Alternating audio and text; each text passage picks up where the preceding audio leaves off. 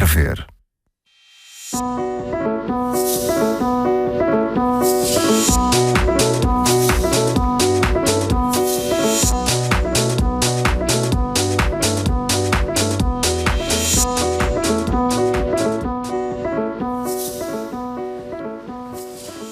Boa tarde, bem-vindo à Sociedade Civil.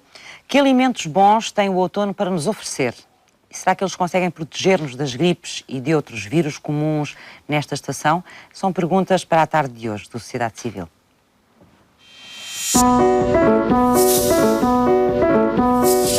Na altura em que as folhas começam a cair e chegam às castanhas, à mesa do Sociedade Civil fala-se sobre o outono. Para que fique de água na boca e de estômago reconfortado, o chefe Paulo Anastácio sugere-lhe 3 receitas inspiradas nesta estação do ano. A entrada, o prato principal e a sobremesa foram pensadas no contexto da cozinha saudável, mas prometem satisfazer quando os dias começam a ficar mais curtos e frios. Uma sopa com feijão, um prato com tamboril e uma sobremesa com frutos da época são as receitas que vai aprender a confeccionar ao longo deste programa.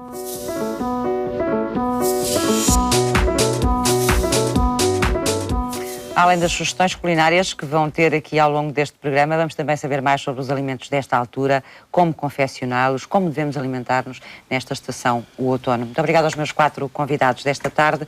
Ana Sofia Pimenta, vou começar por si, é nutricionista e é investigadora da Universidade Católica do Porto. Temos tendência a comer mais no inverno? Estamos mais por casa? É verdade. Nesta altura do ano há um aumento do nosso apetite. Esse aumento pode aumenta mesmo? É natural aumentar o apetite no outono? É natural pela questão de que começa o frio e, portanto, o nosso organismo sente necessidade de produzir mais calor, portanto, de gastar mais calorias para manter constante a temperatura corporal. Agora, também é condicionado esse aumento de apetite, digamos assim, pelo facto de já passou o verão, os biquínis já foram, portanto começamos a utilizar... É psicológico também. Também acaba por ser um bocadinho psicológico porque não temos que andar a mostrar o nosso corpo, não é? E, portanto... Mas está a falar só das mulheres, os homens não têm os mais homens também mostram... também, mas os homens... Eu falei em biquíni, mas pronto, calção de banho também no caso dos homens, não é? Portanto, temos menos atenção ao nosso corpo, não é? Relaxamos mais um bocadinho, exatamente. E, portanto, abusamos mais também. E tendemos a comer alimentos que são mais calóricos e, se calhar, a pôr de lado as frutas e os hortícolas. Eventualmente poderemos comer sopa, porque o tempo também está... portanto, a descida da temperatura assim o permite. Se calhar deixamos as saladas e comemos mais sopa. Alguns, outros não E até fazem. temos os pratos típicos de outono e de inverno, não é? Que são geralmente mais pesados. A comida tradicional portuguesa, pelo menos é.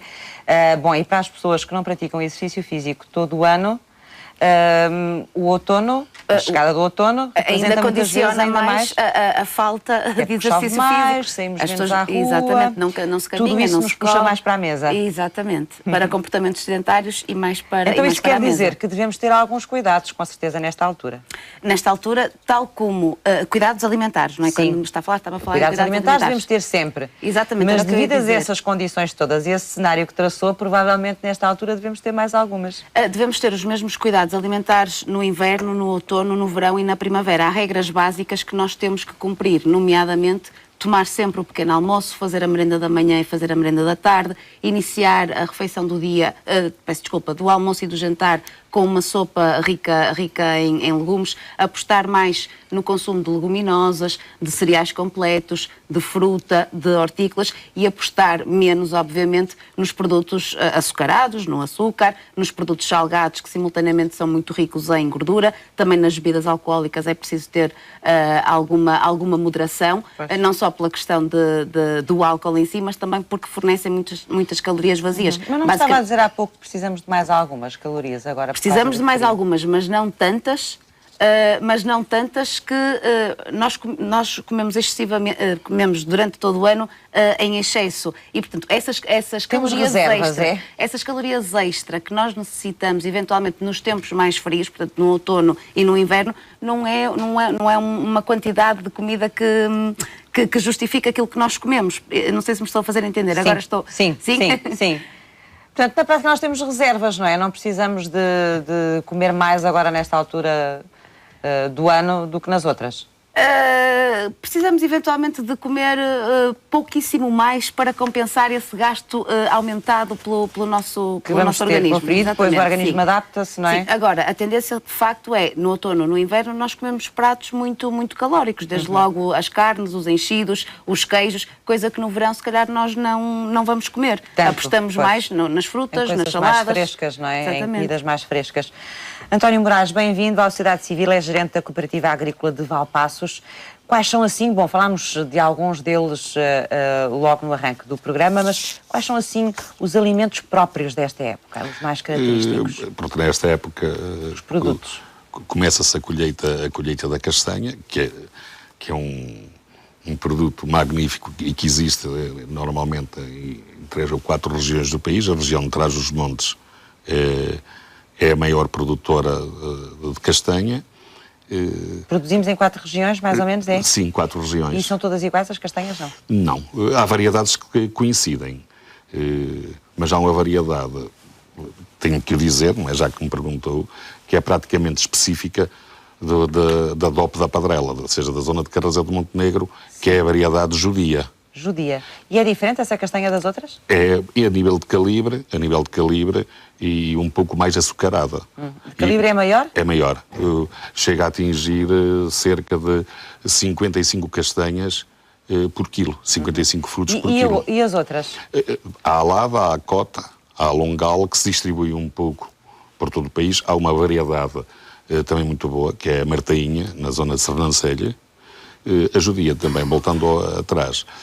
Para quem compra, tem uma vantagem bastante grande, porque tem um poder de conservação mais longo, portanto conserva-se com mais facilidade, desde que esteja em lugares secos, frescos e escuros, não é? É preciso saber conservá-la, não é? Agora, é pena, na realidade, que por vezes os consumidores, nos grandes espaços comerciais, aparecem outras variedades que vêm de outros países e que têm características totalmente diferentes das nossas e têm dificuldades, por vezes, em distinguir e são também aliciados a fazer essa aquisição pelos preços que lá são praticados. Basicamente compram castanhas, são castanhas. É castanhas, mas nem todas são iguais. Essas variedades todas que me está aí a falar, por exemplo.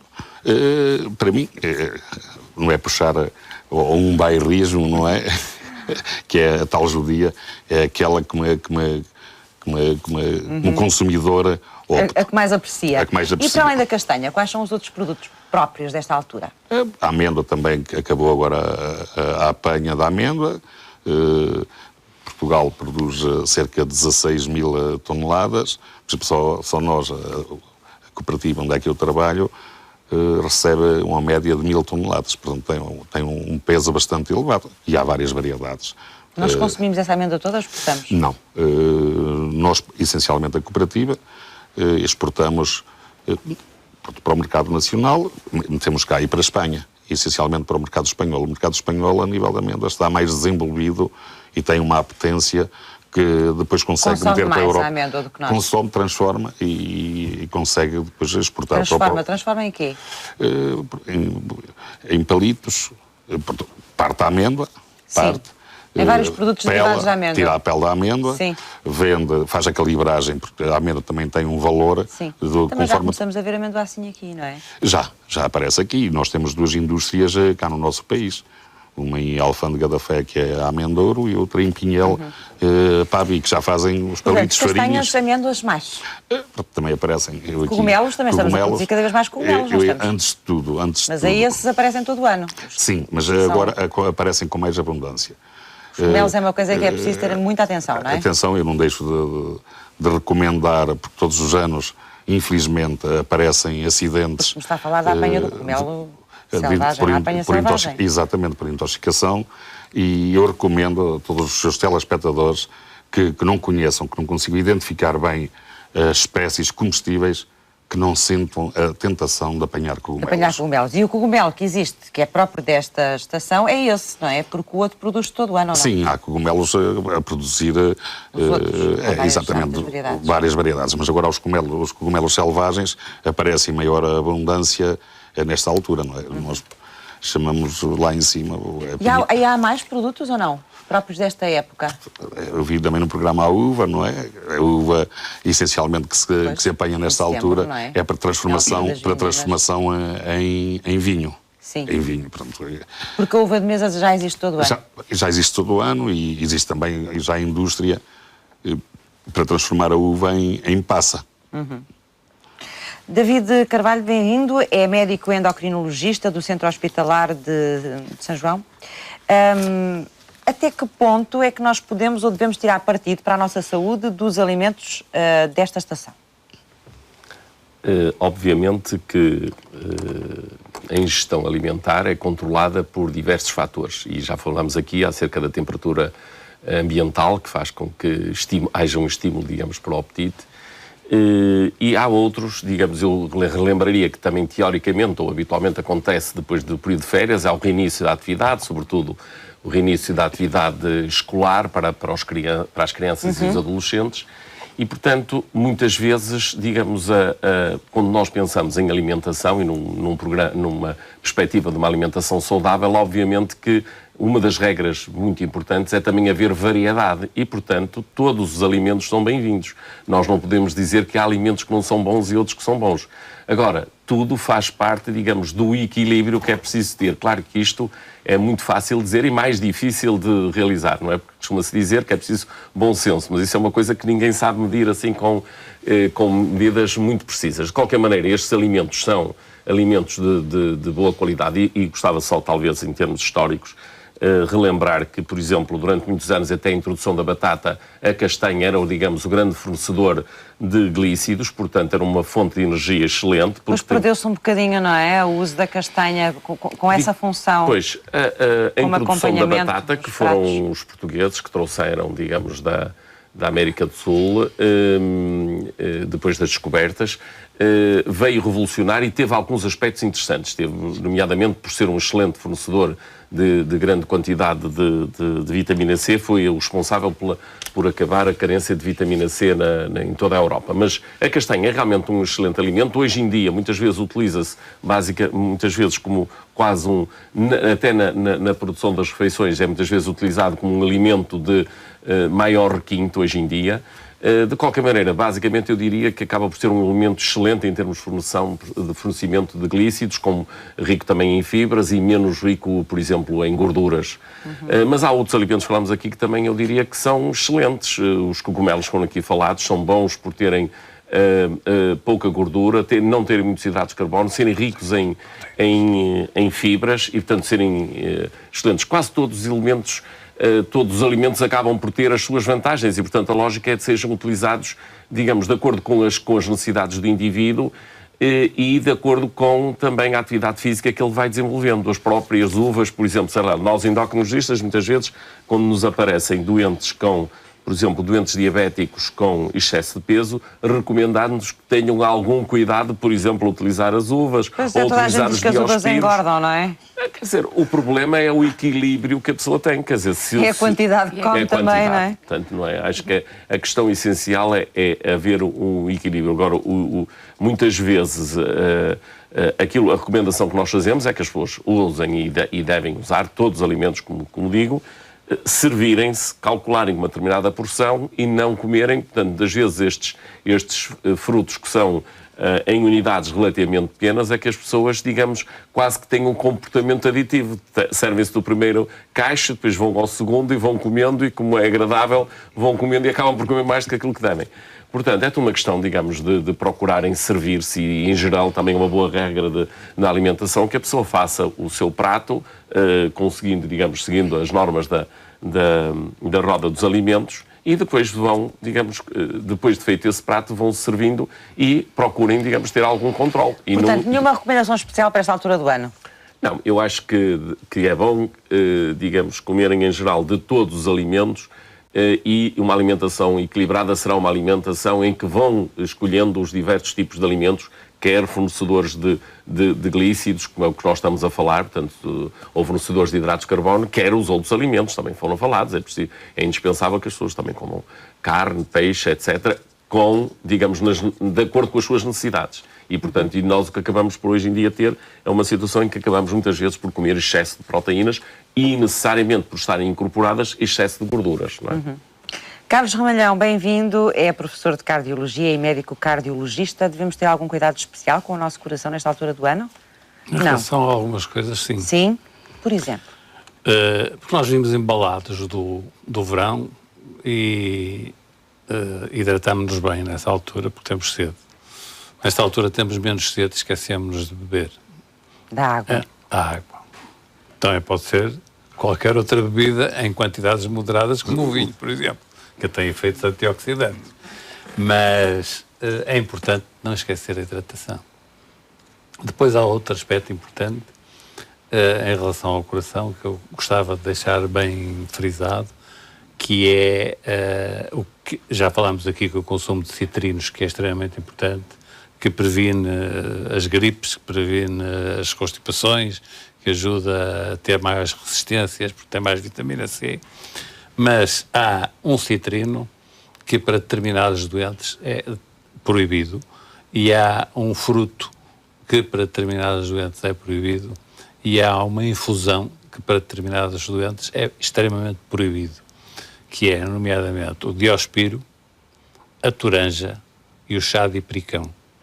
Esses três produtos desta época, nos doentes que estão a fazer o chamado controle de sangue, ou a chamada hipocoagulação oral, não devem ser ingeridos porque alteram os valores da coagulação e depois os analistas não conseguem ter os doentes bem controlados.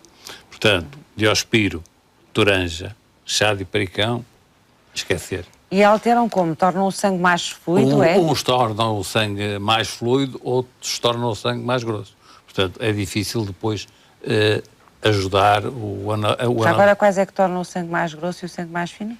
Desses três, consegue dizer-me? Eu penso que o diospiro torna mais fino, a toranja torna mais fino e o chá de pericão torna mais grosso. Mas mais grosso. Isto é uma área da hematologia. Sim, e eu não queria entrar nela. Não, era só para mas é importante, não é? é extremamente importante, até porque são frutos da época e são frutos muito consumidos, até em receitas de culinária, doces e bebidas, e nós temos que beber, e sumos. Por exemplo, a manga em grandes quantidades também altera a coagulação, mas nós não consumimos sumo de manga em grandes quantidades. Pois, mas estamos a falar aqui de situações específicas, exato, de pessoas com determinados problemas. Relativamente à alimentação, eu queria falar de dois tipos de alimentos.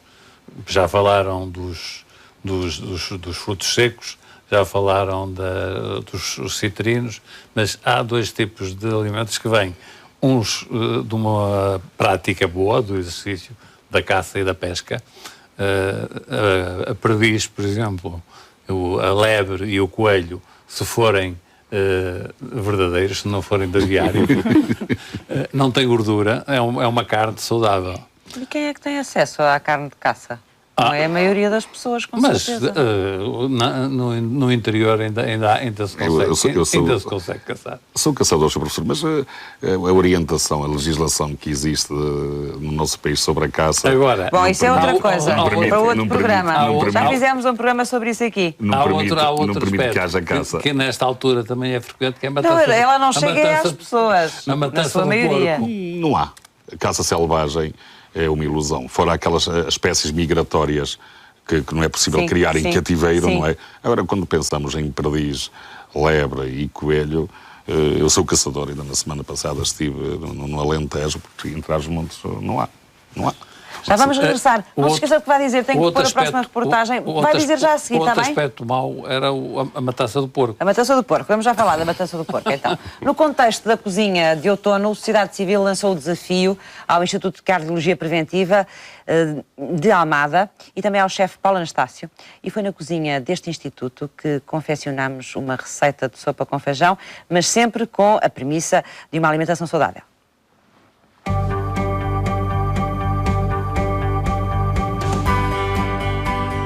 Viva! Estamos no Instituto de Cardiologia Preventiva de Almada, na cozinha pedagógica, onde vamos hoje fazer uma vez mais uma receita saudável. Para começar, vamos fazer uma receita de uma sopa, mais ou menos tradicional portuguesa. Para esta sopa vamos utilizar alho, cebola, cenouras, batatas, tomate, feijão. Depois temos aqui um pouco de fiambre de frango para substituir o chouriço ou o bacon, que às vezes tanto gostamos, espinafres frescos, cenoura e novamente aqui mais alguns feijões. Vamos começar então, em primeiro lugar, por colocar um tacho ao lume com um pouco de azeite. Enquanto aquece, vamos esmagar aqui um dente de alho, grosseiramente, e vamos adicionar lá para dentro também da nossa panela. De um lado colocamos o alho, do outro lado colocamos a cebola, já está aqui laminada, e vamos começar a refogar muito, muito suavemente. E vamos agora adicionar as cenouras também, que já estão preparadas. Adicionamos ainda um pouco de tomate em cubos. Vamos agora adicionar as batatas, que já foram cortadas também, para nos ajudar a cozinhar. E agora vamos cobrir tudo com um pouco de água, só mesmo até cobrir os sólidos. Falta só, para finalizar esta parte aqui, vamos adicionar os feijões. Vamos agora só colocar uma pitadinha de sal, muito pouca, não vamos abusar muito no sal, e vamos colocar também um bocadinho de pimenta, mas que é sempre opcional. Tapamos e vamos deixar cozer. Então aquilo que vamos fazer agora é, colocando a frigideira ao lume, vamos colocar aqui só umas gotinhas de azeite, muito, muito poucas. Deixamos aquecer e vamos adicionar o nosso fiambre lá para dentro e vamos deixar alourar um bocadinho como se fosse bacon. Entretanto, a cenoura que nós temos aqui já foi aquecida, já foi fervida um pouco, para não levar tanto tempo a cozer, e podemos, inclusivamente, já colocá-la aqui deste lado, para que ela também, por sua vez, vá ganhando um bocadinho de sabor. Nós podemos, muito simplesmente, cozer os espinafres, tal e qual como eu vou fazer agora. Deitar aqui, dar uma voltinha, assim só, e imediatamente os espinafres estão cozidos, porque eles são extremamente fáceis de cozer e não precisam estar muito tempo dentro da água a apanhar calor e a perder tudo o que são as vitaminas e os sais minerais. Por último, temos aqui os nossos feijões, guardamos aqui um bocadinho, que vamos deitar aqui para dentro também.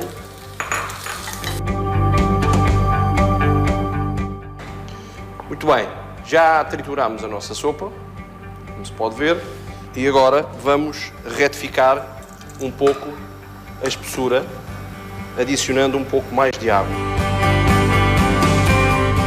Muito bem, vamos agora finalizar a nossa sopa com a nossa guarnição. Preparámos antecipadamente. Vou colocar aqui no centro do prato e a nossa sopa está pronta.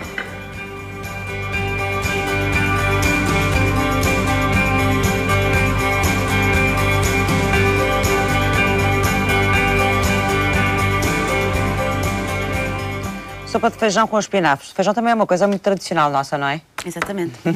Muito usada. O Carlos estava-nos a falar que a caça seria uma bela hipótese, não é? De nos alimentarmos bem também, com carne saudável e com pouca gordura, e já percebemos que não há assim tanta caça como isso. Não é? Mas ia-nos falar, antes de vermos esta receita, da matança do porco. Mas antes de falar da matança do porco, quero dizer ali que o sal era escusado. O sal era escusado, sem sal nenhum, sem sal nenhum na sopa. Os alimentos que nós comemos têm mais que sal, mais que suficiente para as nossas necessidades. Portanto, não há necessidade de adicionar sal. O que é certo é que educamos o nosso paladar de forma diferente desde temos que educar. Crianças, não é? E se começarmos desde crianças, nós conseguimos ter uma população mais saudável. Não há necessidade de acrescentar sal na confecção dos alimentos, nem depois na mesa. Quer dizer, o saleiro da mesa deve ser abolido, não é? Depois, quem se quiser suicidar, é óbvio que pode depois pôr sal na comida, como quem se quiser suicidar, em vez de beber 1 ou 2 copos de vinho, bebe uma garrafa inteira a uma refeição, não é? Agora, acho que ali o sal está mais. Sem sal nenhum. Posso também intervir? Pode, claro. Também acharia que, não sei o que a Ana pensa, mas eu acharia que também podíamos dispensar as proteínas do fiambre de frango. Eu acho que só de legumes chegaria. Acho que dava na mesma fazer aquele top em cima da sopa, porque a tendência depois vai ser no próprio prato a ter. E já temos ali um excelente fornecedor de proteínas que, apesar de ter dito e fazer feijão, parte da nossa... feijão. Que apesar de fazer parte da nossa tradição, o que acontece é que hoje em dia as pessoas comem pouco feijão. E é um excelente...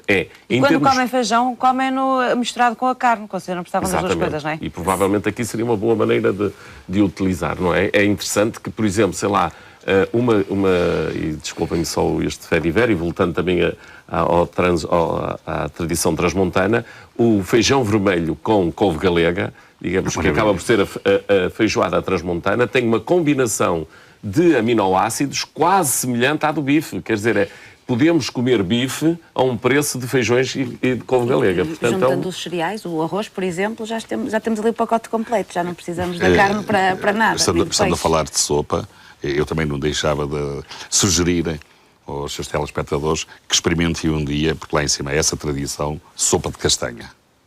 Em vez de ser, por exemplo... E não fica doce? Não fica doce. É espetacular, a sopa de castanha. Há pouco estávamos aqui a falar da castanha, não é que durante muito tempo foi um dos condimentos à mesa, em vez da batata? Sim. Também é verdade que hoje a castanha é um bocadinho mais cara para usar diariamente. Os preços são muito elevados, mas a nível das regiões onde produziam a castanha, eles conservavam, secavam-na ao passou fumo. de ser um produto tão usado, não é, na nossa culinária no dia-a-dia para preços tão elevados e...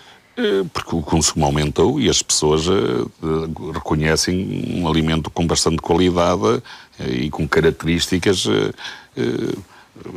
Depois aumenta sempre um São Martinho. Para degustarem, não é? O São Martinho. Naquelas alturas... Há a tradição de se comemorar... É um bocadinho com a sardinha nos Santos Populares, não é? É exatamente a mesma coisa, não é? É precisamente a mesma coisa. Pronto, e começou até esses fogareiros de rua que nós vemos nas nossas cidades, que começam a aparecer nesta altura, as pessoas têm a tendência de comprar aquele cartuchozinho de castanhas que são vendidas à dúzia, por preços... muito acima e que às vezes não chegam ao produtor. O circuito comercial também não vai compensar devidamente quem as produz durante todo o ano. Já falámos aqui de outros alimentos, como o caso de Diospiro, que já sabemos que há pessoas que não podem comer. A romã também é mais para o inverno, não é? A romã começa agora. Os supermercados já estão invadidos pela romã. Que também não são assim muito usados, pois não, na nossa alimentação. Nós habitualmente é mais a laranja, a pera, a maçã, a banana e não damos tanta importância se calhar à romã. Aos Diospiros acho que a maioria das pessoas, na altura que eles aparecem, usam. A romã dá muito trabalho. A romã é um super alimento, é um super fruto, mas tem a grande desvantagem de dar muito trabalho para comer. E como tal, nós somos todos preguiçosos, não é? Somos crianças, é bom porque a mãe prepara. Quando somos adultos já custa mais um bocadinho. Mas também, uma das técnicas que se pode fazer é cortar a romã a meio e depois sacudir e ela acaba por sair com mais facilidade. Às vezes tem aquela pelecita que às vezes está muito preso. Parece às vezes um favo de mel, porque elas têm dificuldades em se desprender, tem que ser aos bocadinhos, porque depois vai aquele bocadinho de pele. Aquela pele amarela. O trabalho que temos compensa, porque a romã é um super fruto, digamos assim, que a romã é dos frutos com maior potencial antioxidante e, portanto, é um fruto que nós devemos consumir até nesta altura do outono. Isso é importante exatamente para reforçar as nossas defesas imunitárias e prepararmos para a altura da gripe, não é? Porque se calhar a gripe daqui a 1 mês ou 2 já começa aí as gripes, as constipações já começam aí a invadir e, portanto, já anda toda a gente constipada. E com gripe temos que nos preparar agora. A vacina tem que ser feita como prevenção. Temos que nos preparar agora, não é? Comer frutos, comer hortícolas para reforçar as nossas defesas. Os hortícolas da época, sim. Agora, nesta época, temos os espinafres, a abóbora, os grelos, as couves. Couve galega, exatamente. A couve lombarda. E, portanto, é nesses hortícolas da época, porque são mais baratos, são mais nutritivos e são mais saborosos que nós devemos apostar. Frutos secos, também não somos muito de comer frutos secos, a não ser na altura do Natal. Das festas, mas não é? É um comportamento que, na minha opinião, está errado e que devia alterar. Os frutos secos são... O aumento do per capita, do consumo per capita está a aumentar no nosso país. Porque também se começa a ver os frutos secos à venda todo o ano, coisa que não se via antes. Não é? Os supermercados neste momento têm frutos secos embalados todo o ano e antes nós só víamos os frutos secos na altura certa, quando não é? chegava a altura só na época e depois às vezes principalmente a amêndoa, não é? Portanto é natural que isso comprávamos em casca consumo, e conservávamos em nossa casa e de vez em quando lá íamos dando cabo de um dedo a partir o quebra-moço. Mas aquilo agora já vem tudo descascadinho. Já sei que sim, mas também dá, parece em casca. Já vem em casca. Sim. O preço é que não é nada convidativo, não é? Um pacotinho de 250 gramas custa quase 5 Mas nós também não precisamos euros. comer muitos frutos secos, não é? Não precisamos de comer muitos, é um punhadinho por dia, porque os frutos secos são excelentes fornecedores de fibra, fornecem gorduras insaturadas e ali o professor depois pode até explicar melhor, mas são gorduras que são benéficas para o coração, têm uma variedade de antioxidantes, de vitamina E, de vitamina A também, de potássio, portanto eles oferecem todo um conjunto de nutrientes essenciais ao organismo. A única desvantagem que eles têm é que são muito calóricos. Têm um grande aporte de gordura, praticamente não fornecem hidratos de carbono, são extremamente calóricos. Isto estamos a falar 100 gramas de frutos secos e aqui estou a incluir todos, a noz, a amêndoa, o pinhão, fornecem entre 600 a 700 calorias. Portanto, é muita caloria. O truque está em comer todos os dias um punhadinho de frutos secos, por exemplo, junto com o iogurte, mas a substituir o pão. Em vez de comer ao lanche, por exemplo, ou na merenda da manhã, em vez de comer o pão com o iogurte, come um punhado de frutos secos com o iogurte. Ou seja, nós não devemos comer frutos secos a acrescentar àquilo que nós já fazemos. Devemos consumir em substituição de outros alimentos. E assim conseguimos manter o nosso peso corporal. Mas não temos muito esse hábito, pois não, Ana, de consumir os frutos secos de uma forma regular. Mas devíamos começar a ter daí a importância deste programa.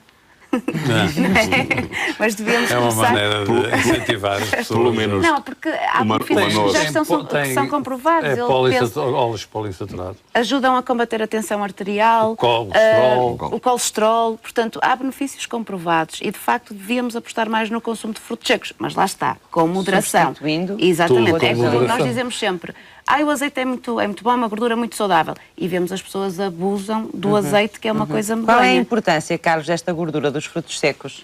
É exatamente na riqueza em óleos poliinsaturados. E porquê é que eles nos fazem bem? Ajudam a baixar os níveis de colesterol e fazem subir o colesterol, chamado colesterol bom. Sim. E portanto, são uma maneira menos cara do que comprar um medicamento para baixar o colesterol. E se forem consumidos, como disse a Ana, com contenção. Uma, 2 notas por dia, meia dúzia de amêndoas. Pronto, podemos começar a fazer assim. Hoje é noz, amanhã é amêndoa, depois é bolacha, ou então faz uma mistura num frasco e tira um punhadinho e vai ali um mix. Pois. Às vezes os próprios cereais trazem os frutos secos misturados, pois, não é? Já é. Mas é mais passas, é mais, portanto, não são tanto os frutos oleaginosos, que é o que nós estamos a falar aqui, não é dos benefícios. Já, alguns. Mas é mais os frutos secos. Falou nelas, também são desta altura, não é? Começam a ser. Agora há passas todo o ano. As passas, lá está, os frutos gordos, portanto, os frutos oleaginosos são a noz, a amêndoa,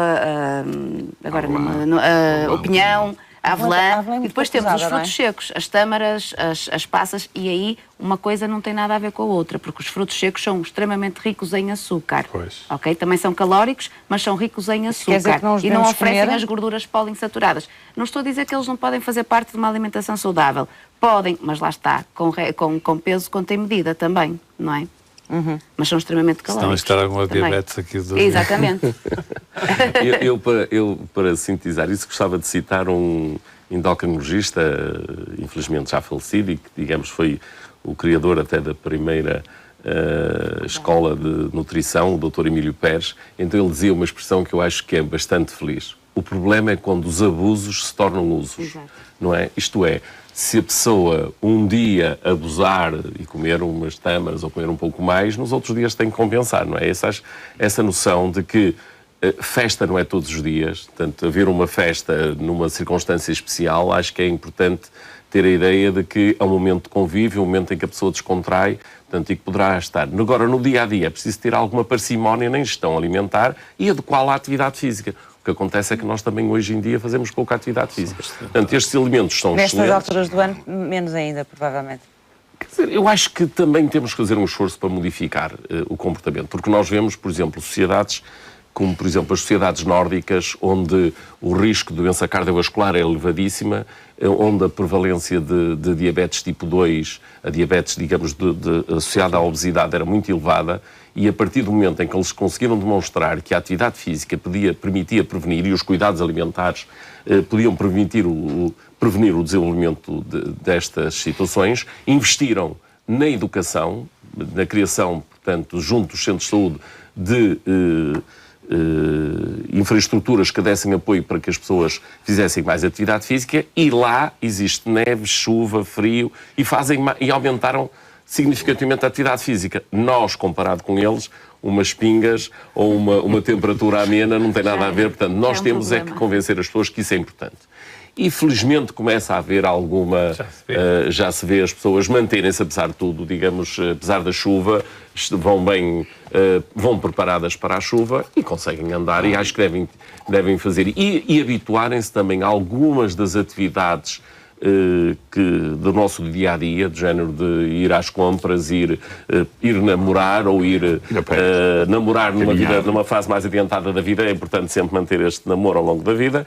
Fazerem isso, passearem, portanto, e isso acaba por contribuir para aumentar a atividade física. Eu acho que não, é um mito dizer que as pessoas não podem fazer atividade física. Têm é querer, e se quiserem, conseguem. Portanto, devemos apostar a isso, ir ao café, ir às compras, no dia-a-dia, deixar o carro e ir a pé. Mexermos. Em vez de subir de elevador, subir pelas escadas, chegar a casa, dançar com os filhos, em vez de ter os filhos agarrados aos videojogos, não é? Vamos dançar, pôr uma música alegre e toda a gente dança, saltar às cordas. Há coisas que nós podemos fazer efetivamente para nos mexermos mais. Então vamos regressar, vamos ver mais uma receita, o menu do outono. O menu do outono, isso deve a toda a gente. O menu do outono vai continuar. Desta vez o chefe Paulo Anastácio traz uma receita de tamboril no forno com alecrim. Vamos aprender a cozinhar este prato que promete aquecer também alguns dias mais frios.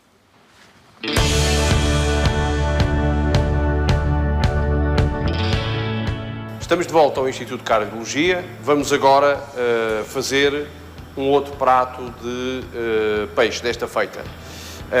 Temos aqui, neste momento, já ao lume, as batatas cozidas para ganharmos algum tempo. Ali dentro só temos sal, um fiozinho de azeite e água. Aqui em cima temos tamboril, azeite, ervas aromáticas, no caso vamos utilizar o manjericão e o alecrim também, rúcula e limão e um pouco de alho. Vamos começar já, em primeiro lugar, por temperar com um pouco de sal o nosso tamboril que temos aqui. Não vamos pôr muito sal. Vamos colocar também aqui um pouco de sumo de limão. Temperar aqui um bocadinho de sumo de limão, o nosso tamboril. Vamos também picar um dente de alho, se possível bem fininho. E vamos misturar aqui. E agora, na frigideira que já temos aqui ao lume, vamos colocar aqui só um bocadinho de azeite. Uma outra particularidade é que nós vamos adicionar a este peixe um pouco de alecrim, que agora nesta época, como se quer sabores um pouco mais fortes, vamos utilizar aqui o alecrim. Ora, colocar assim desta forma, e vamos ainda colocar um pouco de raspa de limão aqui para cima, que é para lhe dar um sabor mais acentuado.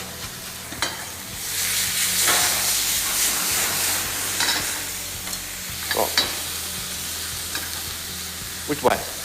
E agora vamos passá-lo aqui para o tabuleiro, para depois em seguida o levarmos ao forno. E vamos ainda juntar um pouco de alecrim. Alecrim fresco, no caso, para dar um sabor mais agradável. Vamos agora levá-lo ao forno. Ali temos as nossas batatas que estão a acabar de cozer. E voltamos daqui a pouco. 5 minutos é suficiente.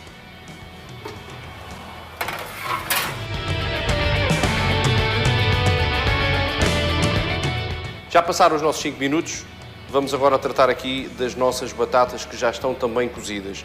Vamos escorrer uma parte deste caldo que está aqui, desta água de cozedura das batatas, vamos escorrer um pouco e vamos reservar a outra parte cá dentro. Vamos temperar ainda também com, vejam, só uma colherzinha de azeite, não vale a pena estar a pôr muita quantidade.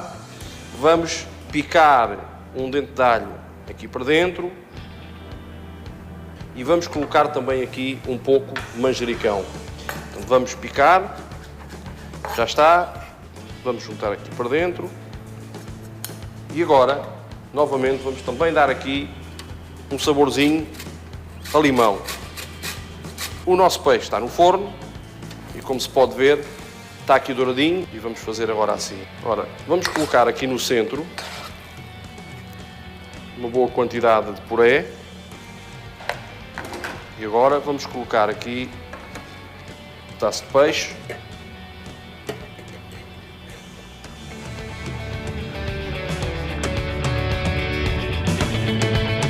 Finalizamos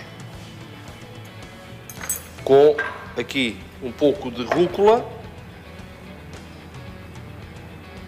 e colocamos ainda por cima da rúcula um fiozinho de azeite muito leve.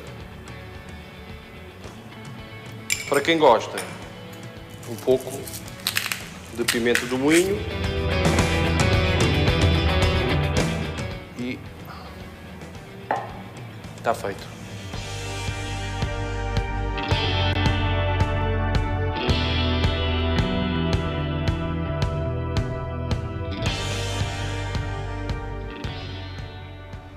Ana, notas esta sugestão? Notas esta sugestão de lombinhos de tamboril braseado com alecrim. Então, algumas.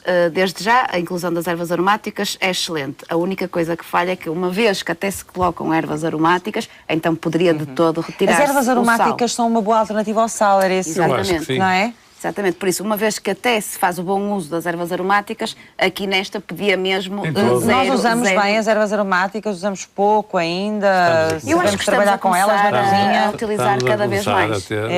Já começa a haver jardins de ervas aromáticas. Em casa, exatamente. Em casa, nas varandas e tudo. Depois outras notas, eventualmente, se calhar azeite a mais, era aquilo que estávamos a falar há bocado, o azeite é uma gordura saudável, sem dúvida nenhuma que é a gordura que se deve utilizar na confecção dos pratos. De qualquer maneira, o chefe, já não me recordo o nome dele, estava sempre a dizer só mais uma colherzinha de azeite, só mais uma colherzinha de azeite. E, entretanto, já foram 3 ou 4 colheres de azeite para a confecção de um prato. Se atendermos à roda dos alimentos, a roda dos alimentos diz-nos que diariamente nós devemos consumir entre 1 a 3 porções de gordura, sendo que uma porção de gordura é o equivalente, vamos imaginar, a uma colher de sopa de azeite. Ora, só neste prato já gastamos as porções de gordura que tínhamos para o dia. Isto só para que seja perceptível. Mas estamos a partir do princípio que aquilo vai ser comido tudo por uma pessoa? Obviamente que eu não sei para quantas pessoas é que foi esta receita, mas a ideia não era certo, mas a ideia é só as pessoas a perceberem-se. É só perceber-se que é fácil ultrapassar a quantidade de gordura e de outros alimentos que nós temos para o dia. É só essa a questão. Quer acrescentar mais alguma coisa a esta receita ou não? Pareceu-lhe bem? Uma das sugestões, já agora que estamos nesta, era substituir a batata, eventualmente poderá ser uma alternativa pela castanha, não é? Poderia ser. Digamos, há bocado estávamos aqui a discutir. Eu tenho a ideia, bom, talvez as pessoas saibam, ela tenha desaparecido um bocadinho até das nossas receitas, etc, não é? A castanha como acompanhamento no prato. Mas o que é certo é que hoje nem toda a gente pode acompanhar a refeição com castanhas, substituindo a batata, não é? Estou a dizer, digamos, poderia ser interessante na possibilidade até de comprar a própria castanha fresca e depois secá-la em casa e depois utilizá-lo ao longo do ano. Claro que as pessoas preferem... E quem é que tem tempo para isso? Digam lá. É uma questão de planear. É uma questão de se organizar. E a castanha, portanto, de qualquer maneira, acho positivo e gostava de enfatizar este aspecto. Eu acho que é bom que as pessoas se habituem e voltem a cozinhar em casa.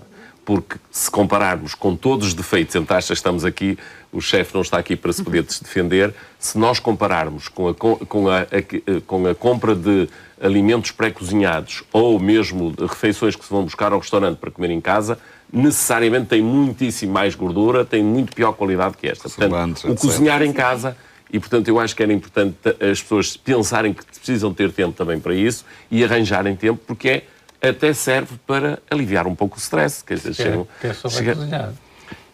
Mas aprende-se, tudo se aprende. Hoje em dia com a Bimbi, não é? Não, há muitas formas. Como diz o seu professor David, hoje em dia, ele referiu a castanha, e existem embalagens congeladas por uma questão de conservação e existem durante todo o ano.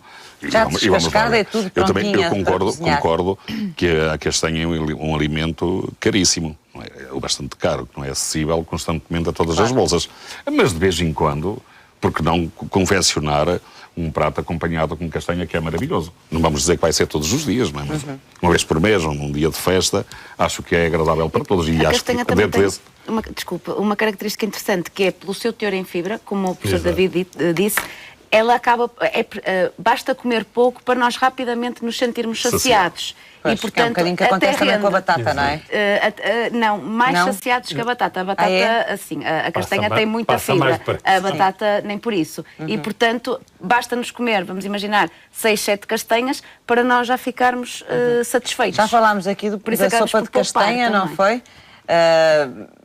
E não falámos de outra coisa, mas vocês não me vão deixar falar, porque leva açúcar, que é o pudim de castanha, mas tudo, também a torta de castanha.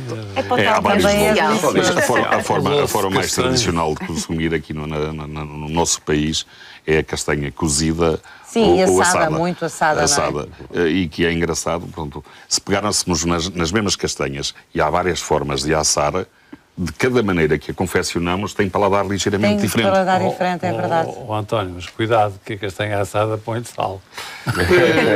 Eu estou aqui em representação do professor Pado e ele deve-me estar a agradecer a estar a atacar tanto sal. Porque ele é o maior defensor do sal e o maior atacante do tabaco.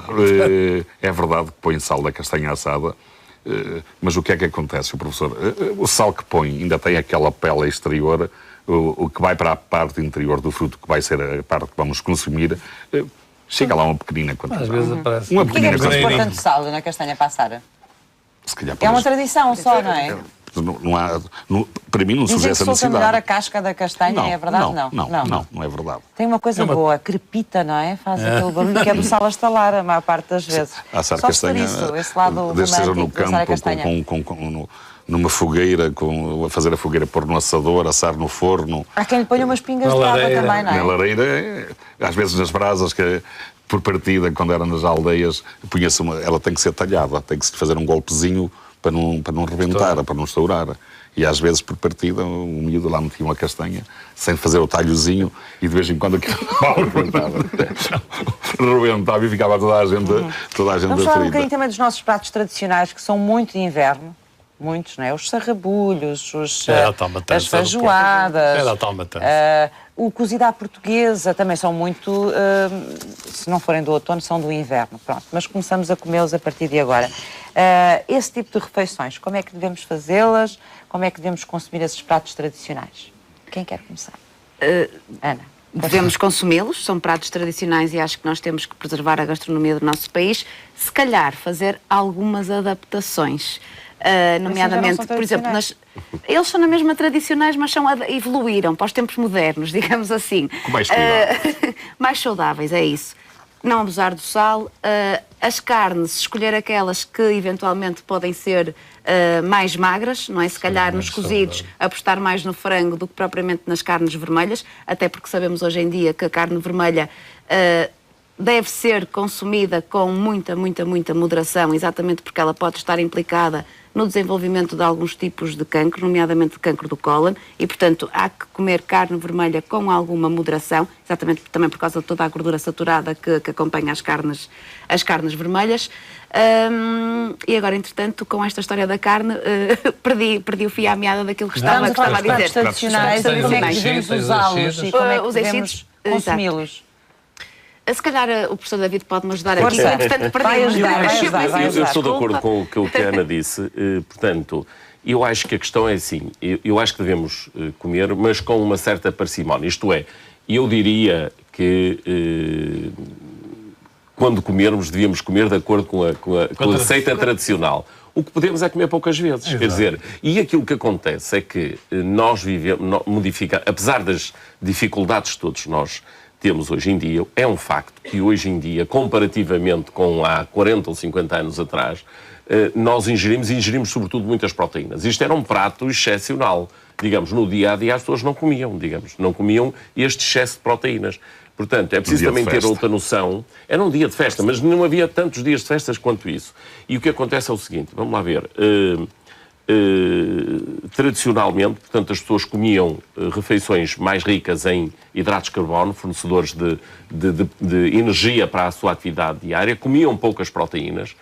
A quantidade de proteínas provinham, por exemplo, muitas vezes do feijão, não comiam carne. Hoje em dia, praticamente, se não tiver carne ou peixe na refeição, as pessoas acham que aquilo não é um prato. E eu acho que essa noção é importante. Por exemplo, sei lá, se as pessoas comerem uma refeição um bocadinho mais rica em proteínas ao almoço, eventualmente à noite comem só uma sopa, uma salada ou uns legumes cozidos. Mas uma feijoada é uma refeição muito rica em proteínas. A feijoada, porque muitas vezes, para além das proteínas de feijão, é também rica em vários tipos de carne. Tem vários tipos de carne. Mas, por exemplo, depois à noite a pessoa pode comer só uma sopa e comer, por exemplo, uns legumes cozidos, uma fruta. E fica a refeição. O mesmo acontece com a cozida portuguesa, não é? No exemplo da sopa que falamos há bocado, que o chefe apresentou, a sopa que foi apresentada, que era sopa de feijão com folhas de espinafre que tinha o tal fiambre de frango ou de peru, é uma sopa que aquilo já é o prato principal. Neste caso, em que a pessoa come, por exemplo, a feijoada ao almoço, se calhar uma sopa desta já tem leguminosa, já tem uma fonte de proteína animal que é o fiambre. Se calhar já não precisa de comer outro prato a seguir à sopa. E outra noção importante é o seguinte: nós fazemos reservas de energia, sob a forma, nomeadamente, de gordura ou de glicogénio a nível muscular e a nível hepático, mas não fazemos reservas de proteínas. As proteínas que se comerem a mais são deitadas todas fora e vão dar trabalho ao rim. Portanto, ainda vão sobrecarregar o rim.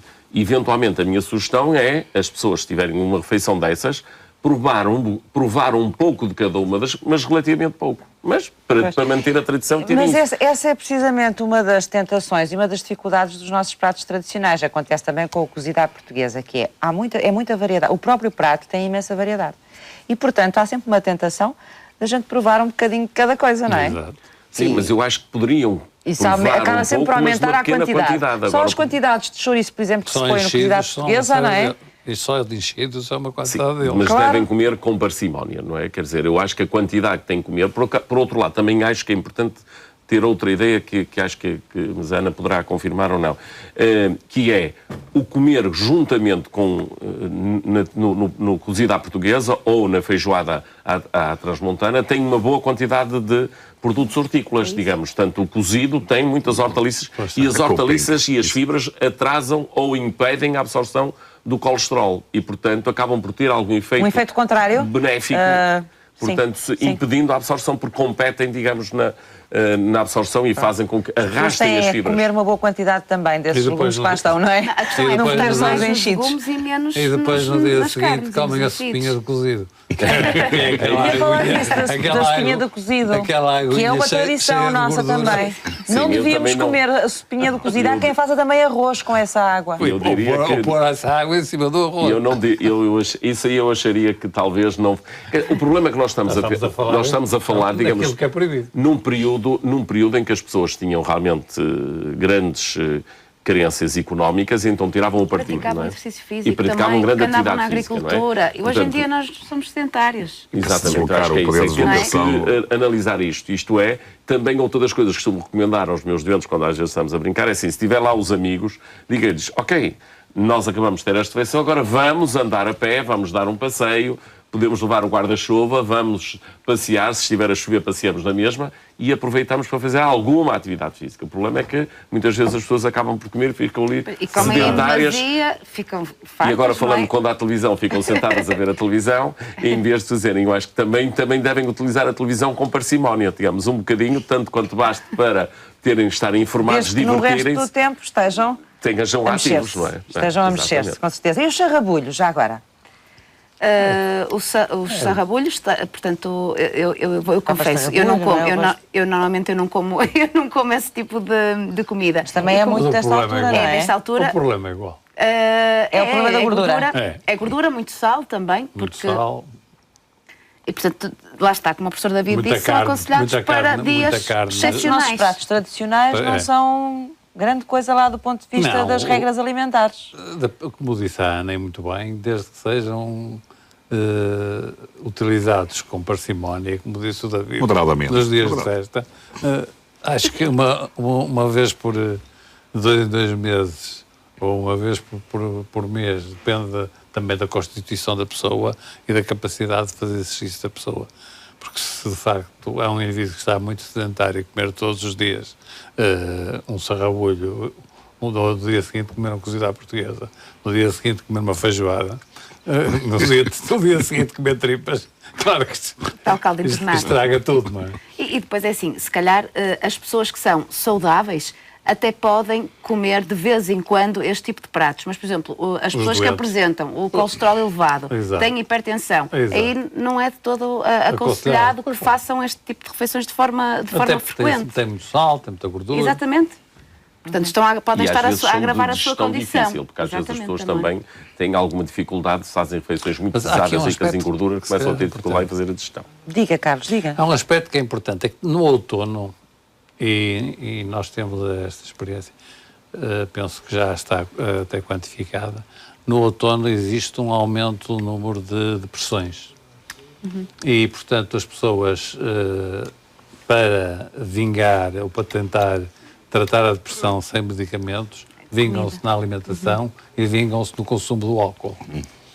E isso é um aspecto que também temos que estar atentos, e nós que estamos do lado lá da mesa, tentar quantificar aquilo que o doente come. Porque se eles não fazem isto, também têm outra tendência que é para a doença coronária ou para o suicídio, não é? E começa a ser um problema grave o suicídio em Portugal. E esta época do ano também... Esta época do ano é propensa há menos sol, à depressão, e é propensa às doenças do aparelho digestivo também. A primavera e o outono são 2 situações em que o estômago protesta, habitualmente. Em que as pessoas que têm... Porquê? Não se sabe porquê, mas o que é facto é que quem tem problemas digestivos, ou do estômago, ou do esófago, ou do duodeno, sente mais e tem mais sintomas, quer na primavera, quer no outono. Portanto, aí o uso de um protetor gástrico é aconselhado. Já vamos voltar. Para terminar, com um final doce, é no Instituto de Cardiologia Preventiva de Almada que vamos aprender a fazer a próxima sobremesa, com frutas da época, mel, erva doce, canela e requeijão. Deixamos-lhe a sugestão de um contraste de sabores doces e salgados.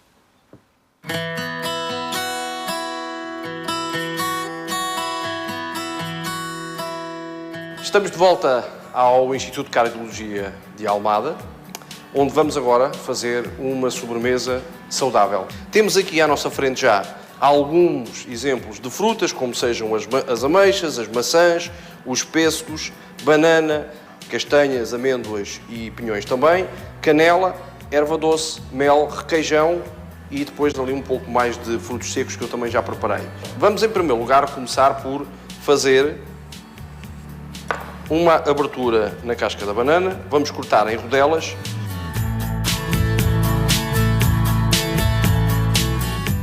Agora, vamos temperar isto com um pouco de canela. Vamos adicionar também um pouco de erva doce e aqui a nossa mistura de frutos secos que já torramos para não serem tão indigestos. Envolvemos tudo. Vamos agora tapar com prata. Vamos agora colocar no forno.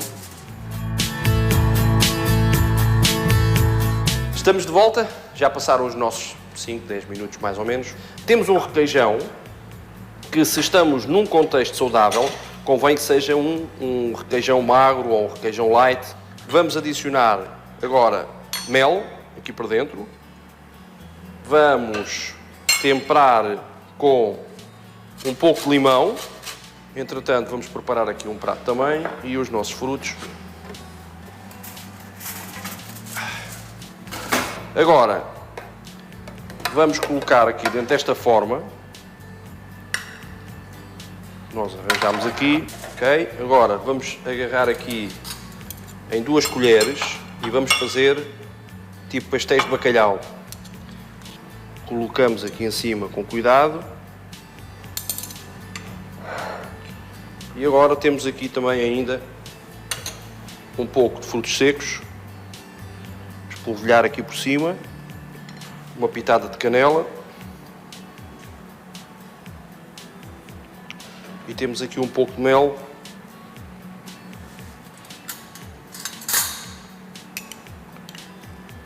Vamos só colocar aqui por cima. E pronto, a nossa sobremesa de outono está pronta. Temos aqui uns frutos de outono no forno, com canela e erva doce, e um requeijão com limão e mel.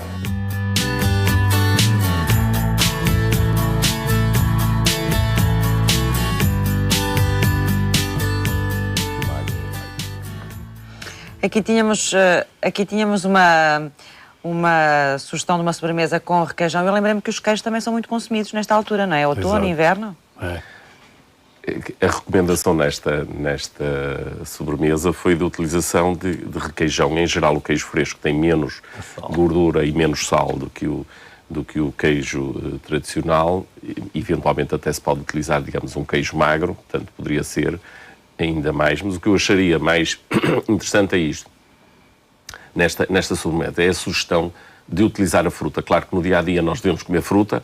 Aqui é uma sobremesa mais sofisticada, digamos, com ar mais apresentado, mas em que se utilizou fruta fresca, que foi confeccionada algum tempo antes, e se adicionaram, digamos, as amêndoas e as nozes, o que eu acho que também, e na quantidade provavelmente dividida por todos, será aquilo que falámos acerca de um punhado de frutos secos, portanto, na quantidade adequada, pareceu-me, de facto, uma forma interessante de fazermos uma sobremesa e de termos um cuidado especial para uma festa, sem entrar em grandes quantidades de açúcar. Tem um bocadinho de mel. Talvez o único apontamento, o mel, neste caso, não é? Porque O mel não é importante na nossa alimentação. O mel. É igual ao açúcar. é igual, pois. Exatamente Daí é só esse exatamente apontamento. O mel exatamente. não tem nenhuma vantagem Não, para a nossa... exatamente igual. Para o nosso organismo. Toda a gente diz que o mel que é saudável. É açúcar. Há o mito do mel saudável, mas é um açúcar como os outros.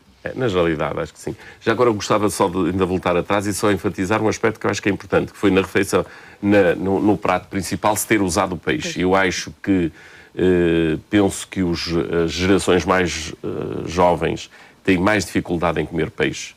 E até acho bem a sugestão do peixe que foi escolhido, que sendo um peixe, digamos, com alguma característica mais fibrosa, acaba por ter uma textura um bocadinho diferente, até um bocadinho até parecida com a carne, o que é bom para os jovens que porventura não gostem, e que é fácil depois de se preparar não ter espinhas, que é sempre um problema. Portanto, acho muito importante também isto, a ideia de que as pessoas devem procurar, se comerem 2 pratos por dia principais, eventualmente um ser sempre de peixe. Acho que isso é importante e precisamos muito, de facto. Hoje em dia... É caro o peixe? Quem propôs esta mesa caça não pode achar caro o peixe. Caçada. Essa é barata. Ir à caça. Ir à caça é barata. Ir à pesca também é barato. Não é barato, não é nada barato.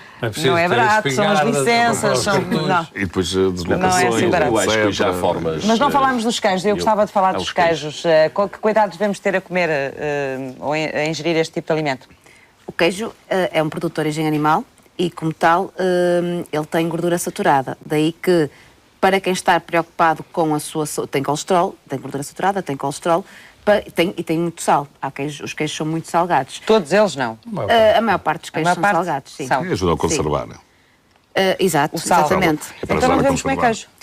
Não, nós devemos comer queijo, mas optar por versões menos pobres, ou mais pobres, peço desculpa, em gordura e também mais pobres em sal. O queijo é fonte de cálcio, é fonte de proteínas de elevado valor biológico, portanto, é mais uma vez, alimento em substituição de outros alimentos, ou seja, não acumulando com outro tipo de alimentos. Se calhar, em vez de comer uma tosta de queijo e fiambre, escolhe ou come uma tosta de queijo ou come uma tosta de fiambre, uma fatia, a menos que se põe 2 fatias de queijo, então aí já pode pôr uma só de fiambre e uma só de queijo, mas não sei se me estou a fazer entender. Agora, o queijo é de facto um alimento que faz parte de uma alimentação saudável. porque ele é equivalente do leite e dos iogurtes, não é? O queijo é grande fornecedor de cálcio.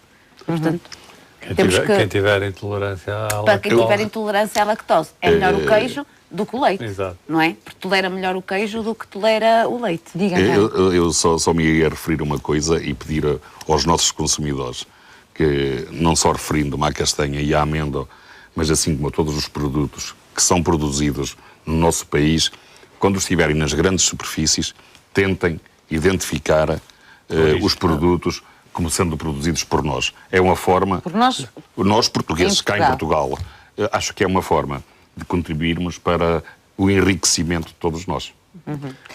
Eu era capaz de quase lançar um desafio à Confagri, não sei se posso fazer aqui em direto, mas era, quando ouvimos falar nas castanhas, eu confesso a minha completa ignorância relativamente às diversas variedades de castanhas. Seria interessante a possibilidade de o grande público ter uma informação mais...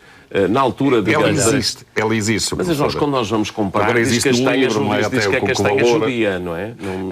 Pronto, há várias, eu já falei no princípio, das variedades principais, a cota, a lava... Até fazemos uma prova a longala, de castanhas, a judia, a martainha, que é a primeira Há provas de castanhas? Não. A martainha que aparece é a primeira a aparecer no mercado. Assim como de amêndoas, não é? Há uma diversificação enorme de amêndoas. Por exemplo, os senhores consumidores que comprem amêndoa em casca, se a quiserem conservar muito tempo em casa, a amêndoa de casca rija perde menos que características organoléticas que a amêndoa de casca mole. A amêndoa de casca mole? Sim, senhor. Eu só conheço a casca rija. A gente ouve falar na variedade molar. Não é molar, já há variedades... E encontra-se com facilidade, então? Encontra já nos grandes espaços comerciais essas variedades de casca mole, que é uma variedade que vem bem do estrangeiro, mas bem do estrangeiro, atenção, o exporta em certos, a produção, as árvores em si, e que tem características... Mas é produzida cá depois? É produzida cá e, devido às nossas condições climáticas, tem propriedades bastante diferentes, inclusivamente na parte de açúcar, que é mais adocicada. Enquanto, por exemplo, a gente compra a amêndoa, às vezes que vem por exemplo, dos Estados Unidos, a gente parece um feijão. E a nossa amêndoa é doce, tem mais gordura. Porquê? É dura? É demais? Não tem seca? aquelas características que tem a nossa. Talvez lá a cultura seja feita de uma forma mais intensiva para crescer o grão, o miolo, e depois não ganha a gordura, nem ganha o açúcar necessário e idêntico ao que acontece aqui no nosso país. Portanto, acho que os senhores consumidores... É como as uvas. Se procurassem o que é nacional... Enquanto a castanha ainda vai entrando na nossa confecção dos alimentos, a amêndoa entra menos, não é? A não ser nos doces. E aperitivos, doces... Nos pratos indianos entra muito, não é? Nos caris. Já começa a entrar nos pratos. Sim. Como aperitivos... Não, e no próprio prato. No próprio prato também. Claro, em restaurantes mais sofisticados. Basta pedir amêndoa e pôr em cima do bacalhau. Ainda não falámos aqui de um outro alimento também próprio desta altura, que é a abóbora, não é? E que também tem muitas utilizações. Sim, na sopa, no prato, em sobremesas, em doces, em compotas, não é? As sementes da abóbora também são utilizadas e hoje em dia muita gente já começa... não é, da abóbora, interiores de algumas abóboras. A principal vantagem da abóbora em termos nutricionais é o seu teor em carotenoides, portanto em provitamina A, em carotenoides que dentro do nosso organismo se transformam em vitamina A e portanto ela tem o poder de contribuir, assim como a cenoura, para a nossa boa visão. E também tem fibra, tem um teor de água elevadíssimo, mas assim o principal destaque da abóbora são mesmo os carotenoides. A abóbora tem cerca de 10 quilocalorias para ver por cada 100 gramas. Portanto, comparado é um fruto... com a batata? Muito menos. Tanto que fazer... Qualquer dia vamos ter que estar de caderno daqueles de matemática, não é, na mão, a fazer contas umas atrás de outras antes de fazermos uma refeição. Que a batata, sim. Que a abóbora, não sei. A batata tem um teor calórico baixíssimo mesmo. E, portanto, é até excelente que se utilize na sopa. Abóbora. Eu disse abóbora. Peço desculpa. A abóbora tem então um teor calórico muito baixo e até é interessante que se utilize mais na sopa em substituição exatamente da batata, que é a maior fornecedora de hidratos de carbono.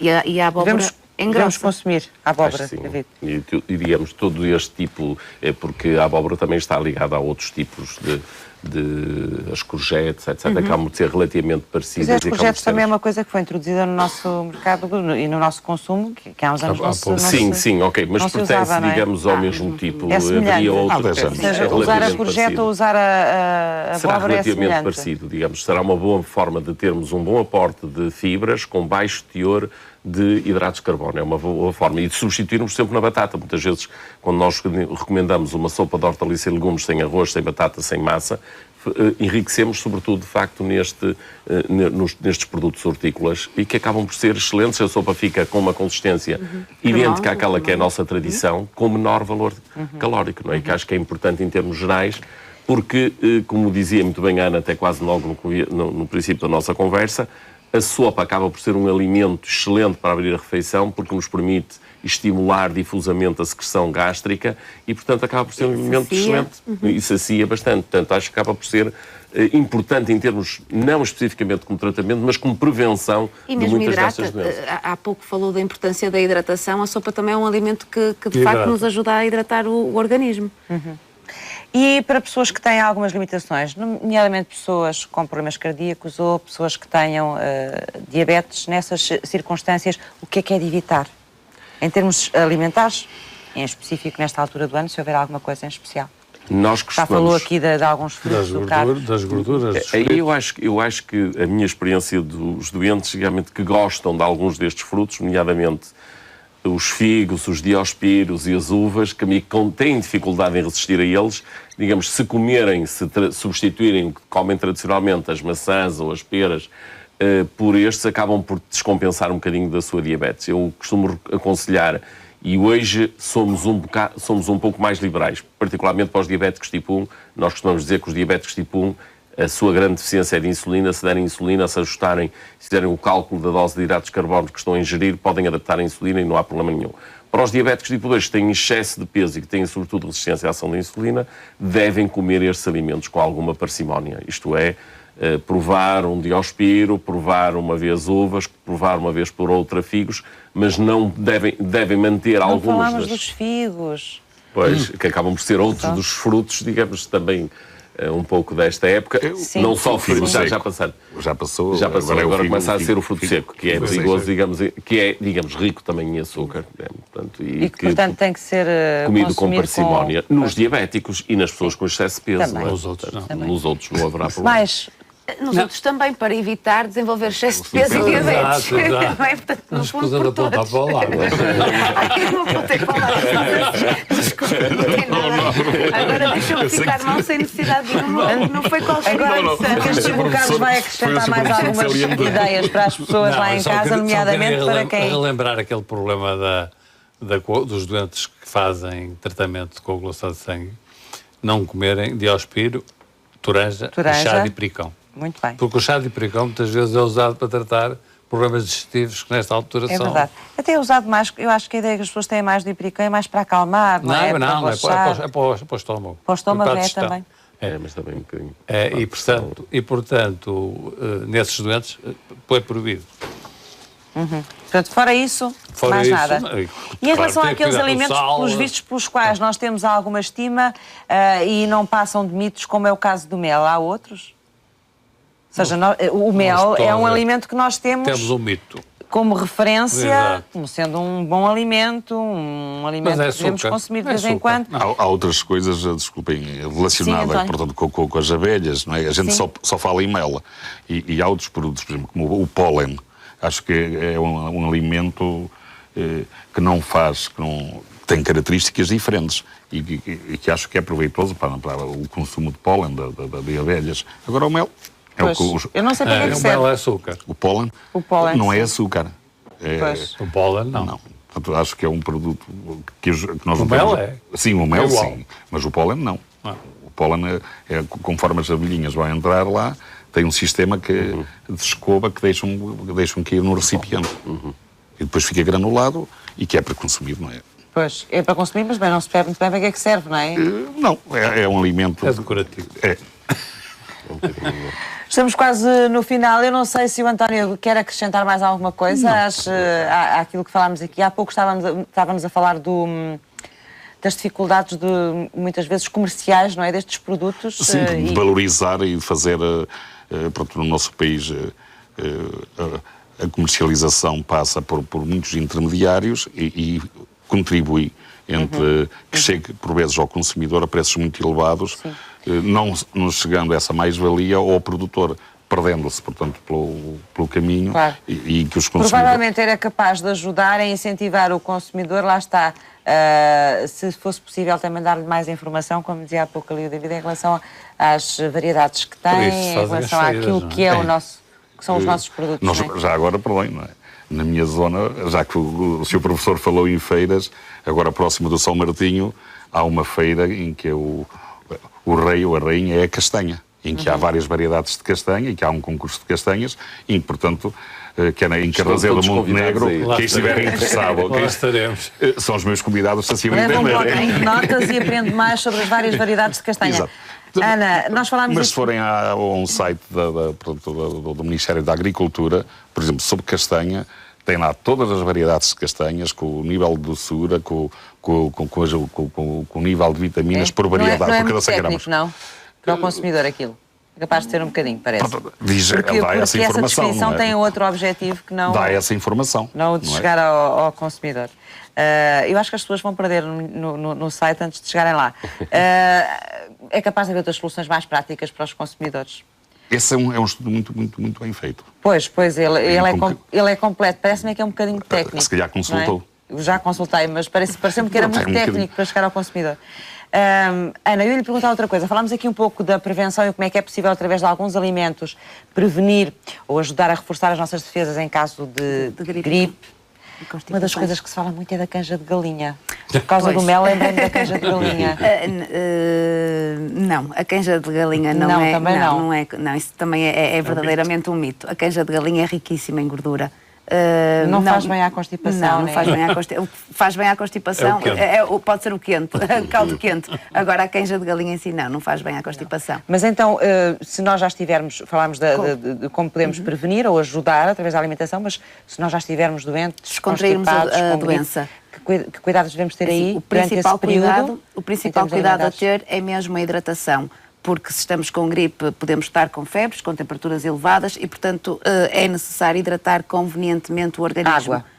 Água. Se não for com água, se a pessoa se cansar de estar sempre a beber água, pode beber sumos 100%, sumos 100% fruta, não são néctares nem refrigerantes, são sumos 100%, ou então sumo de fruta natural. Aumentar a ingestão de fruta e de hortícolas, nomeadamente sopa, mais uma vez, beber chá, beber tisanas, beber infusões. A questão está só, por exemplo, não consumir a sopa ou o chá demasiadamente quente, porque ainda transpira mais e ainda está a perder mais água pelo organismo. Portanto, deixar a refeição um bocadinho... Desculpe. Morno. Exatamente, deixar a refeição um bocadinho e depois ingerir. Outro cuidado que a pessoa deve ter no caso de já estar com gripe, para além da hidratação, é comer mesmo, fazer 5 a 6 refeições por dia, exatamente para não enfraquecer ainda mais o organismo. Nós, quando temos gripe, ficamos com o apetite comprometido, não nos apetece comer, não temos fome, mas fazer pequenas refeições ao longo do dia, exatamente para não ficarmos ainda mais fracos e para que a recuperação... Fazer mais, provavelmente, ainda do que aquelas que costuma fazer, até porque vamos fazê-las com menos quantidade de alimento, não é? Exatamente. De certeza, por causa da falta de apetite. Isso é a melhor forma de combater, ajudar a combater. De ajudar a combater, sim. E não esquecer, lá está, os frutos e os hortícolas são os alimentos que nos ajudam, ou que podem, de alguma forma, prevenir a doença, porque fortalecem o sistema imunitário, e depois, quando a doença se instala, ajudam na mesma o sistema imunitário a funcionar. Há outra coisa, David, muito própria desta altura, que são as alergias, não é? Muitas alergias. Há alguma forma também aí de compensar, de equilibrar, de ajudar as pessoas nesta fase a controlarem esse problema?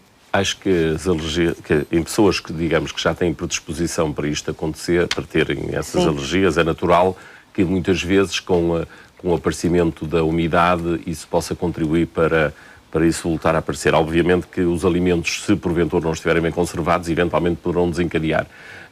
Em termos gerais, eu não diria propriamente que existe assim um alimento que possa permitir prevenir as alergias.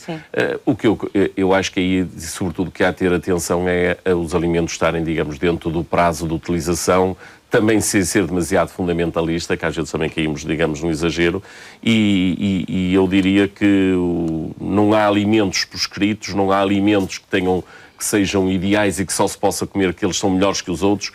A variedade de todos os alimentos é o mais importante. E também aqui no que diz respeito às alergias, se a pessoa sabe que existe uma alergia específica a um determinado alimento, deve evitá-lo. Claro. E de resto não haverá assim um conselho extra. Diga, Carlos, para rematar mesmo, que estamos no final. Eu queria acrescentar aqui uma coisa que o David disse, é que há determinados alimentos que têm alergias cruzadas com determinados produtos. E isso valia a pena, se estiver interessada num outro programa, eu não sou alergologista, mas trazer cá um imunoalergologista... Que pudesse falar desse falar, não é? Dessa interação. Por exemplo, com as nozes, com os amendoins. Sim. Há alergias cruzadas, por exemplo, com óleos, com resinas, E às vezes a alergia à resina, se comer uma amêndoa, pode ter uma reação alérgica e a alergia ser cruzada. É com certeza um assunto tema interessante para trazermos aqui um dia destes e para sabermos mais sobre ele. Nas respostas dos parceiros de hoje vamos saber o que está a ser preparado para a 16ª Feira do Empreendedor, da Associação Nacional de Jovens Empresários. Ela vai acontecer de 21 a 23 de novembro.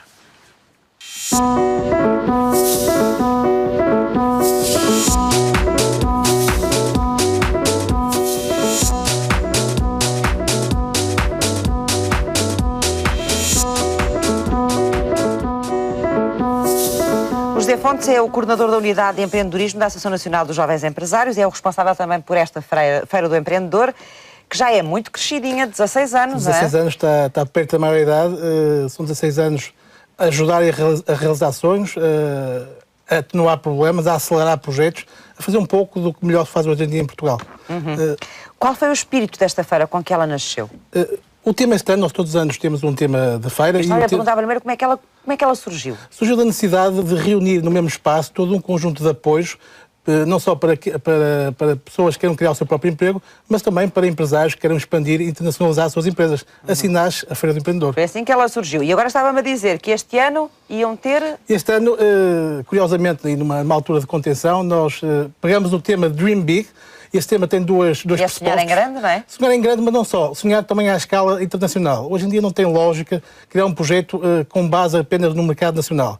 Qualquer projeto, seja ele de serviços, de indústria, etc., tem que nascer, a sua agência tem que ter uma visão global, tem que vender para o mundo, porque o mercado nacional está cristalizado, e um projeto que nasce apenas para Portugal pode utilizar apenas o país como projeto piloto, mas depois alargar, internacionalizar e vender para fora. Então esse vai ser o grande tema deste ano. E como é que vão trabalhá-lo na feira? Vamos trabalhá-lo em diversas áreas. Nós temos 13 iniciativas âncora, é a maior feira de sempre. Por isso é que eu estou a dizer, curiosamente, numa altura de contenção, nós expandimos, pensamos grande também, demos o exemplo. E vamos ter eventos na área de coaching, eventos na área de formação e informação. Vamos ter a exposição clássica com mais de 100 empresas. Temos eventos de networking, temos lançamento de novos livros e guias práticos de empreendedorismo. Temos um grande evento chamado Master Internacional de Coaching e Empreendedorismo, que surge no âmbito do projeto Inovação Portugal, um grande projeto que a CANS desenvolveu e que vai acelerar 80 empresas. Esta iniciativa é o culminar de todo um trabalho de mais de um ano, a trabalhar com muita proximidade em 80 projetos, com 80 promotores de elevado potencial. Temos também A quem é que se dirige esta feira? Esta é uma feira que nós chamamos de banda larga, cada vez mais profissional, mas de banda larga. Ou seja, desde o estudante que acabou o seu curso e quer ver uma solução de futuro, até o empresário que vende para o mundo e quer encontrar parceiros. Exatamente. E que já está no mercado. É uma feira, por ser de banda larga, mais complicada de, entre aspas, vender, mas tem este serviço que a CANS proporciona de missão de promover, de disseminar e apoiar o empreendedorismo em Portugal. E quantas pessoas lá tiveram ano passado? O ano passado tivemos aproximadamente 20 mil pessoas. Tem vindo a aumentar o público da feira? Tem vindo a mudar um pouquinho, tem vindo cada vez mais... Tem vindo a mudar. Cada vez mais profissionais, cada vez naturalmente uma componente bastante forte de desempregados, curiosamente mais mulheres do que homens, registamos esse detalhe ao longo dos últimos anos e criamos um evento só para mulheres, chamado Woman Inove, em que temos mulheres que montaram empresas, mulheres que carregam o pesado fardo de tratar da família, mas também arranjam tempo de criar empresas com sucesso e vão passar essa experiência para um painel também de mulheres. E temos cada vez mais o empreendedor por necessidade em detrimento do empreendedor por vocação.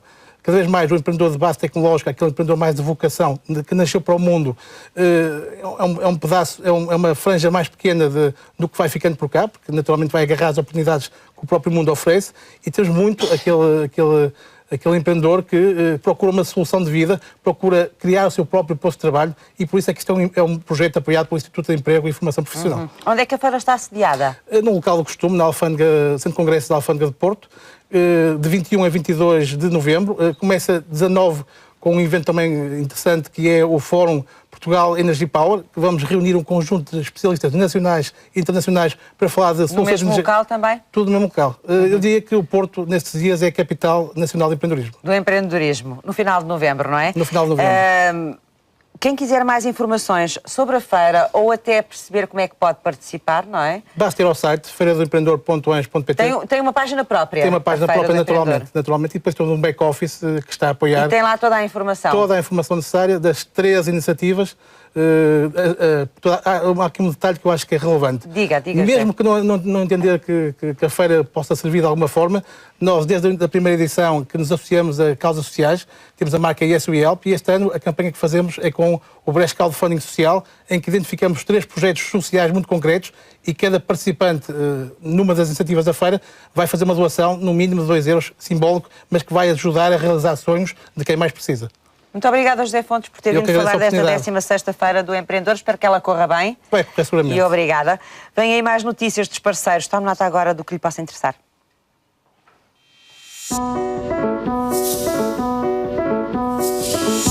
O Oceanário de Lisboa abre as portas para a exposição Planet Ocean. São 35 imagens de grande dimensão no intenso diálogo de cores que dão a conhecer aos visitantes as ameaças socioeconómicas que os oceanos enfrentam hoje. Pode ser visitada até janeiro do próximo ano. A exposição Biomes de Catarina Castelo Branco está patente no Museu do Oriente até ao dia 27 de outubro. Inspirada num biome que pertenceu ao seu bisavô, a pintora revisita os 30 anos de carreira marcados de forma profunda pela presença do Oriente. Um protocolo estabelecido entre a Parques de Sintra e a Direção-Geral do Património Cultural enriqueceu ainda mais o espólio da exposição permanente Vitrais e Vidros, patente no Palácio da Pena desde 2011. São 12 peças de vidro europeu produzidos entre os séculos XV e XVII que pertenciam ao rei Dom Fernando II. A street food, ou comida de rua, é muito popular e faz parte do cotidiano das pessoas nos países asiáticos. A Índia não é uma exceção e por isso a comunidade hindu de Portugal em Lisboa oferece neste domingo uma formação em comida de rua indiana. A Fundação Calouste Gulbenkian recebe a edição de 2013 da Conferência Internacional O Livro e a Literatura – Desafios da Era Digital. Evento de entrada gratuita que decorre no dia 28 de outubro e que conta com oradores nacionais e internacionais.